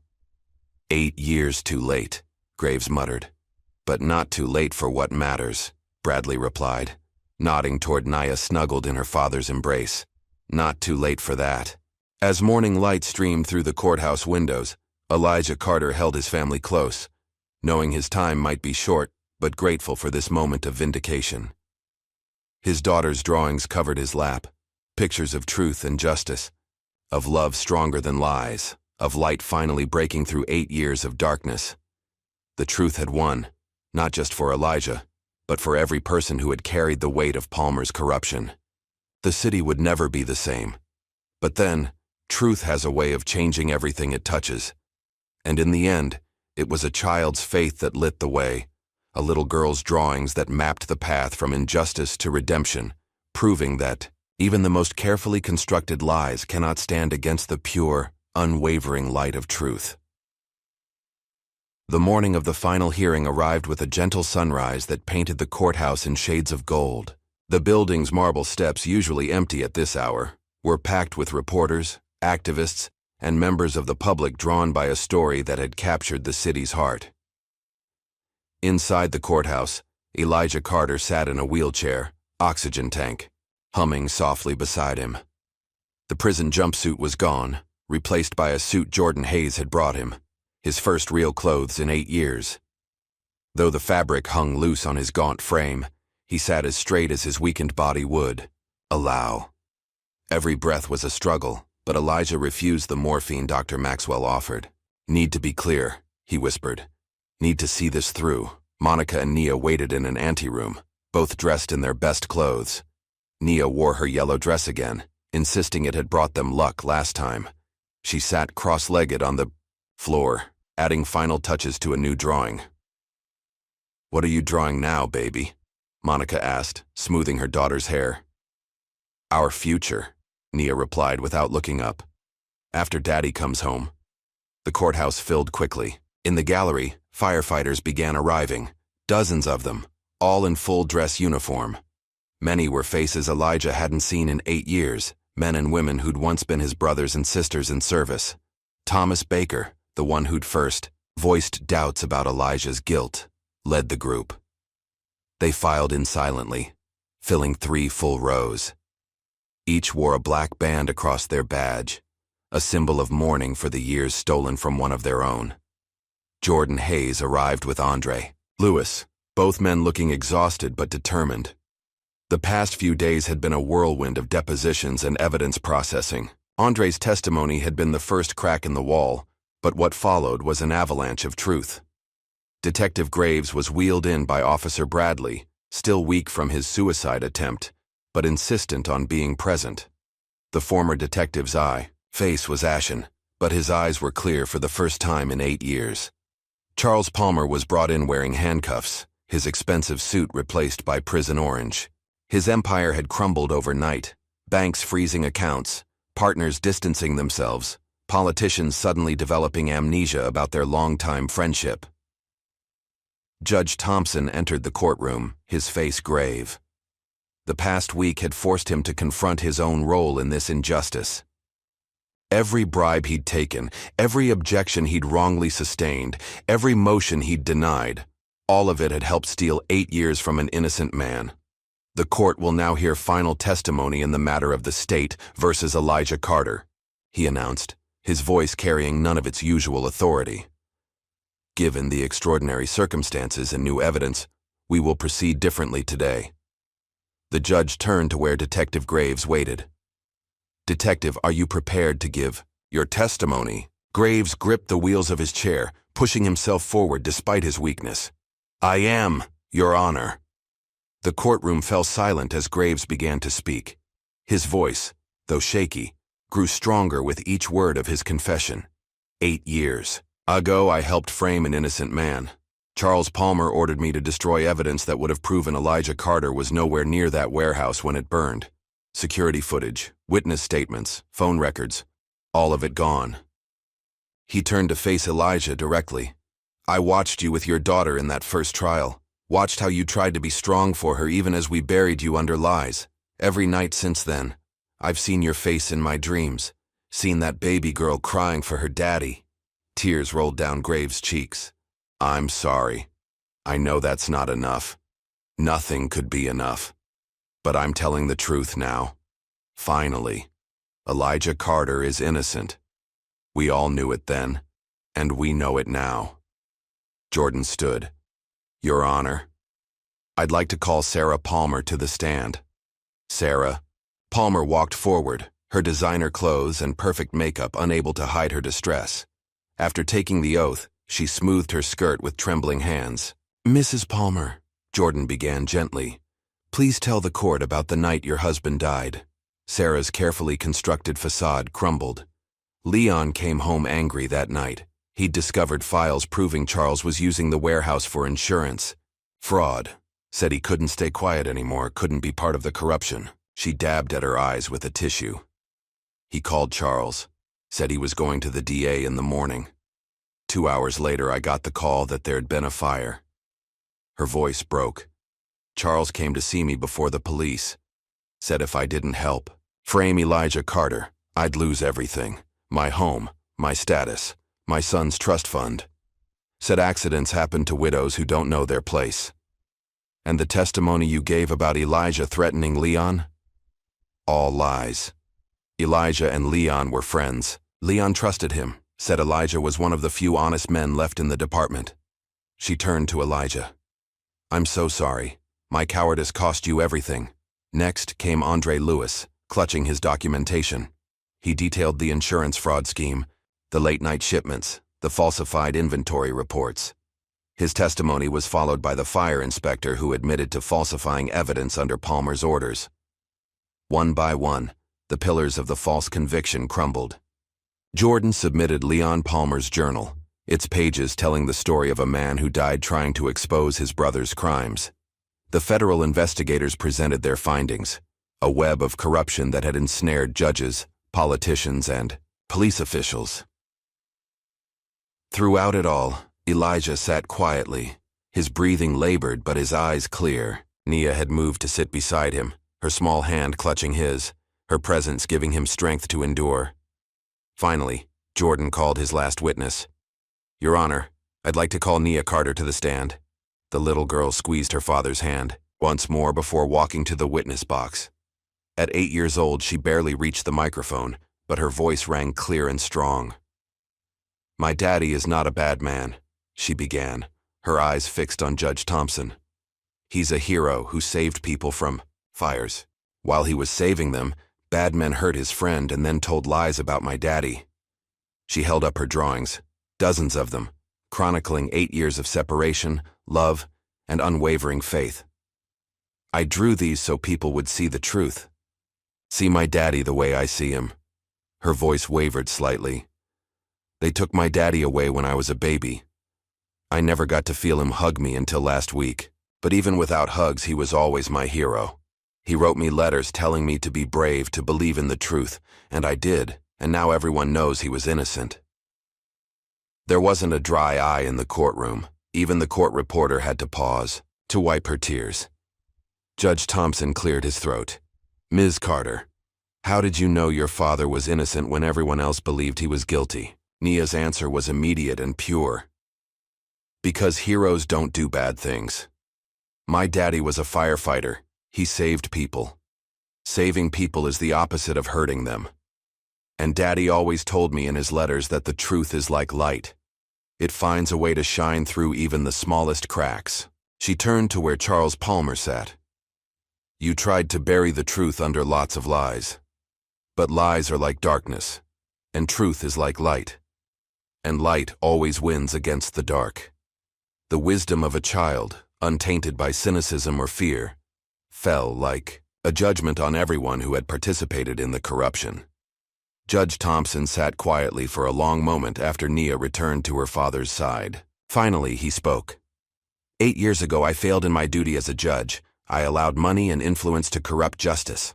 I watched an innocent man go to prison while the guilty walked free. Today, I have a chance to right that wrong. He turned to face Elijah directly.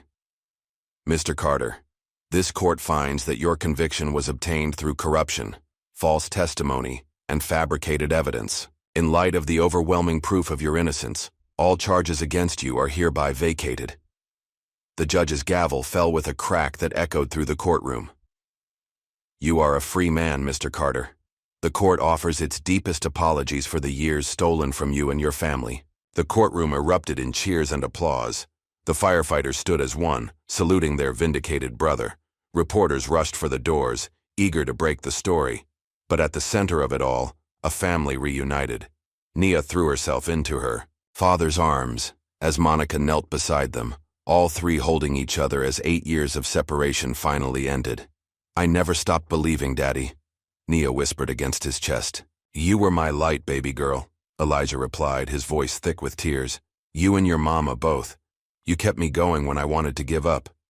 Charles Palmer was led away in handcuffs, his empire in ruins, his freedom forfeit. Detective Graves watched him go, then wheeled himself over to Elijah. Carter, he began, his voice breaking.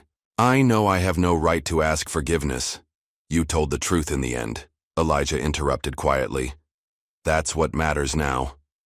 The firefighters approached next, led by Thomas Baker. We should have stood by you, Baker said, his voice heavy, with regret. We were cowards. Fear makes people do things they regret, Elijah replied, holding Nia closer. What matters is doing better now. As the courtroom slowly emptied, Jordan Hayes watched the scene with tired satisfaction.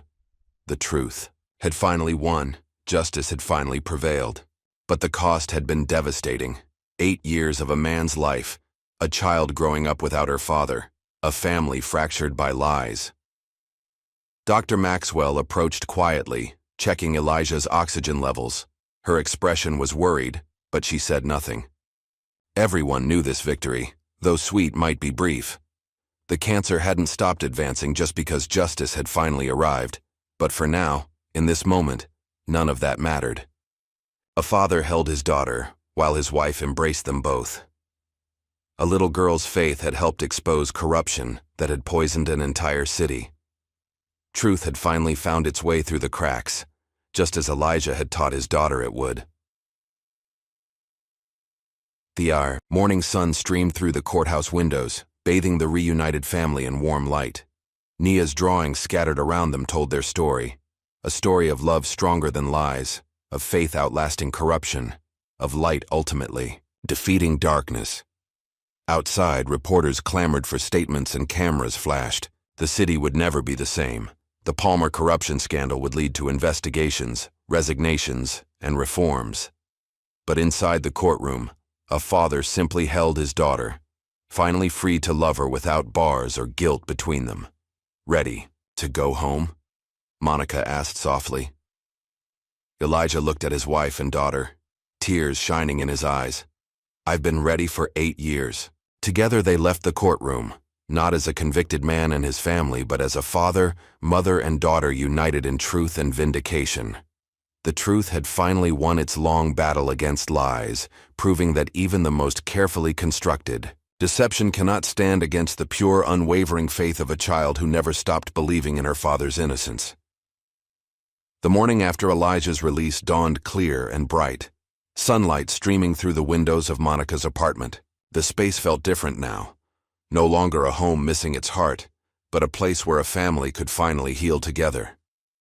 Elijah sat in the living room, taking in the changes 8 years had brought. New furniture, different paint colors, but most striking were the walls covered in Nia's artwork. Hundreds of drawings chronicled his absence, each one a message of love and faith sent through prison walls. "This is where I do my homework," Nia explained, giving him the grand tour from his wheelchair. "And here's where I keep all my art supplies. Mom got me special pencils for Christmas." Her excitement at showing her father every detail of her life made his heart ache with joy and sadness. So many simple moments missed, so many milestones he'd only seen through letters and brief visits. Monica watched from the doorway, noting how Elijah's breath grew more labored with each passing hour. Dr. Maxwell had been clear. The cancer was aggressive, and freedom had come very late. But Monica kept her tears private, determined to make these last precious days count.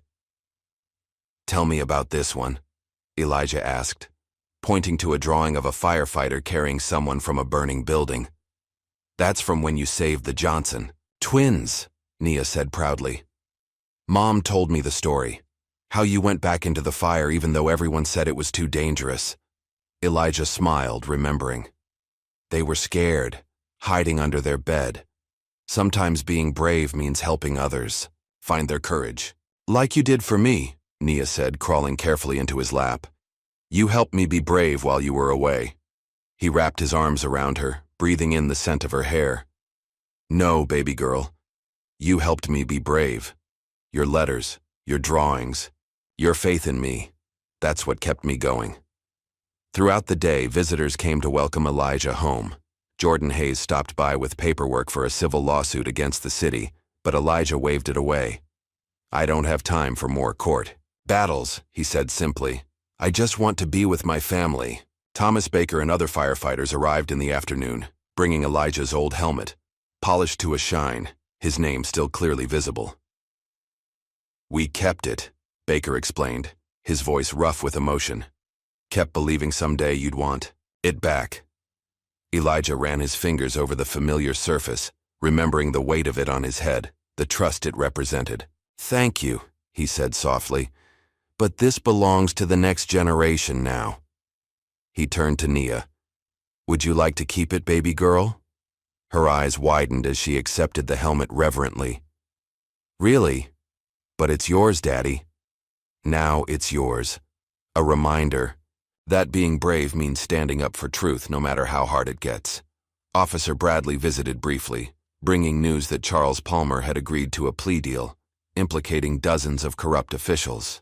The city was in upheaval as the full scope of Palmer's corruption came to light.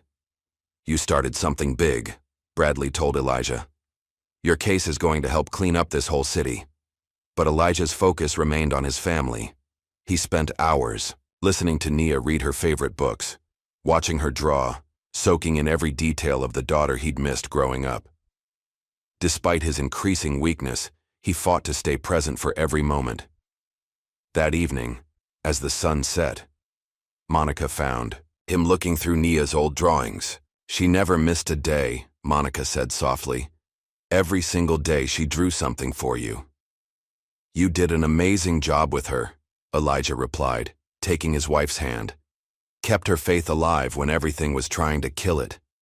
Kept my memory alive when it would have been easier to let her forget. You were always alive in her heart, Monica said, tears finally falling. In both our hearts. As night fell, Elijah's breathing became more difficult. Dr. Maxwell, making a house call, adjusted his oxygen and finally convinced him to accept some pain medication. You need to rest, she urged gently. But Elijah was afraid to sleep, afraid to miss a single moment with his family. He fought to keep his eyes open as Nia curled up next to him on the bed, showing him her latest drawing, the three of them together in a garden full of flowers. See, Daddy? This is our future, she explained, pointing to the details. We're having a picnic, and you're telling stories about being a firefighter, and everything is perfect. Elijah pulled her close, his heart breaking with the knowledge that this future would never come. It is perfect, baby girl, just like you.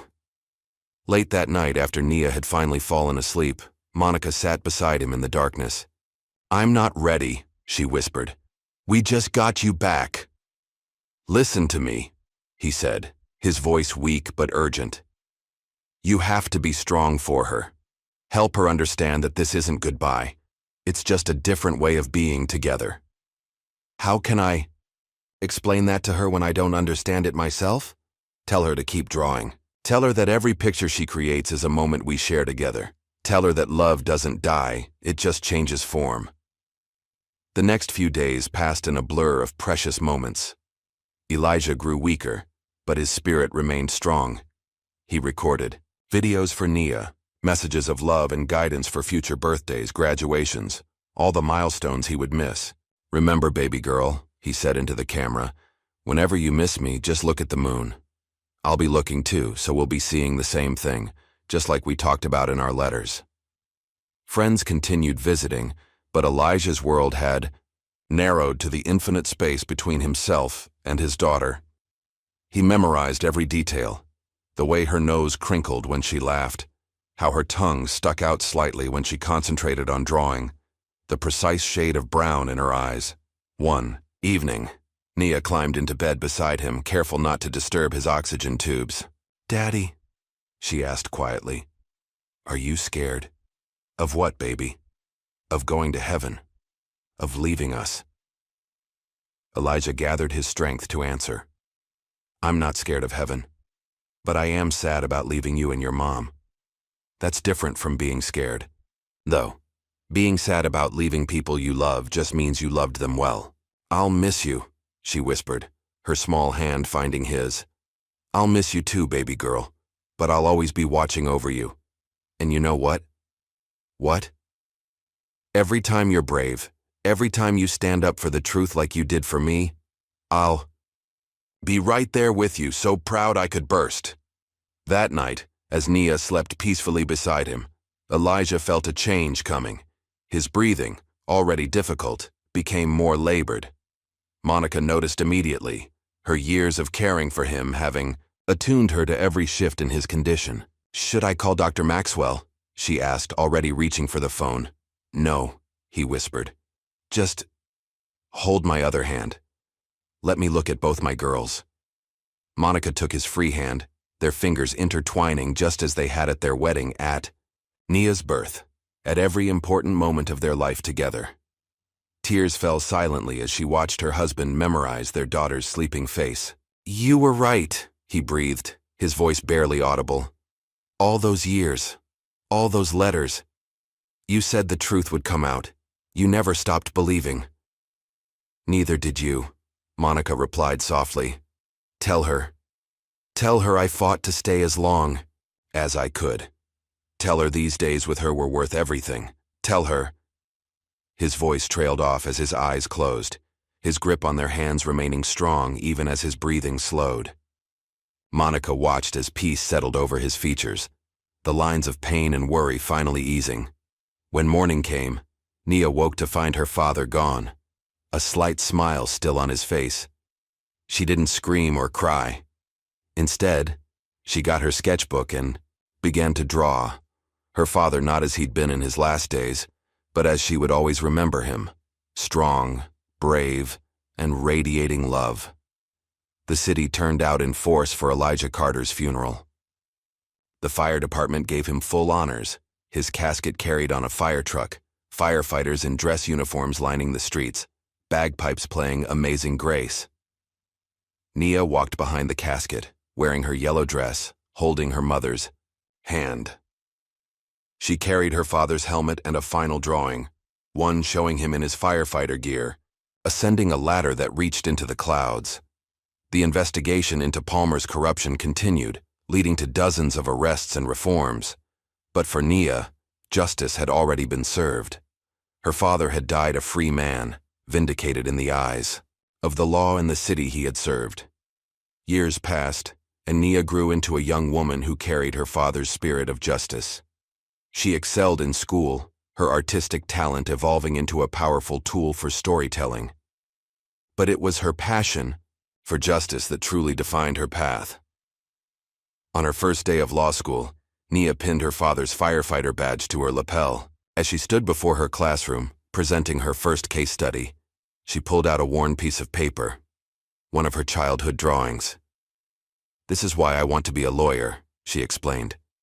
"Because 8 years ago, a little girl's drawings helped expose corruption and free an innocent man. That man was my father, and he taught me that truth is like light. It always finds a way through the darkness." Her first case as a lawyer involved another wrongfully convicted man. As she stood in the courtroom, she felt her father's presence, heard his voice in her memory. Sometimes being brave means helping others find their courage. The courtroom looked different from this side of the bar, but Nia's faith in justice remained as pure as it had been when she sat drawing pictures of her father's innocence. She carried that same determination into every case, becoming known as a fierce advocate for the wrongfully convicted. On her office wall hung her father's helmet, alongside her favorite childhood drawing, the one of them holding hands in a garden. Below it, she kept a quote from one of his letters. "The truth may be buried, but it never dies. It grows like a seed in darkness, always reaching for the light." Monica watched her daughter's success with pride and a touch of bittersweet joy. Elijah would have been so proud of the woman Nia had become. Sometimes, on clear nights, she would find Nia on the balcony, looking up at the moon, and know she was sharing another moment with her father. The city changed in the wake of the Palmer scandal. New oversight committees were formed, corrupt officials were removed, and the fire department established a scholarship in Elijah Carter's name for children of firefighters. But his most lasting legacy lived in his daughter. Nia Carter became a beacon of hope for families fighting wrongful convictions. Her childhood drawings, which had helped expose corruption, became a symbol of the power of unwavering faith in the face of injustice. Every time she won a case, every time she helped free an innocent person, Nia would look up at her father's helmet and whisper, "This one's for you, Daddy." And somewhere she knew he was watching, just as proud as he'd promised he would be, his love shining down like moonlight, guiding her path as she carried forward his legacy of courage, truth, and unwavering faith in justice. 10 years after Elijah's death, Nia stood before a group of law students sharing her story. My father taught me that being brave isn't about not being scared, she told them. It's about standing up for what's right, even when you're terrified. It's about believing in the truth, even when lies seem stronger. She held up one of her childhood drawings, faded now, but still powerful. This is how a little girl's faith helped expose corruption and free an innocent man. Never underestimate the power of truth, no matter how small its voice might seem. As she left the lecture hall, she paused to look up at the moon, full and bright in the evening sky. "Love you, Daddy," she whispered, touching the firefighter's badge she still wore every day. The wind brushed her cheek like a gentle caress, carrying the eternal truth her father had taught her, that love transcends prison walls, outlasts corruption, and shines like moonlight through the darkness of injustice, lighting the way for those brave enough to follow its path. What would you do to expose the truth?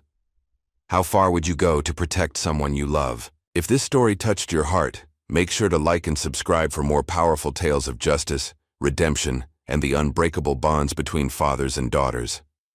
Leave a comment below sharing your thoughts on Nia's incredible journey, from a child with crayons to a force for justice. Remember, sometimes the smallest voices speak the loudest truths.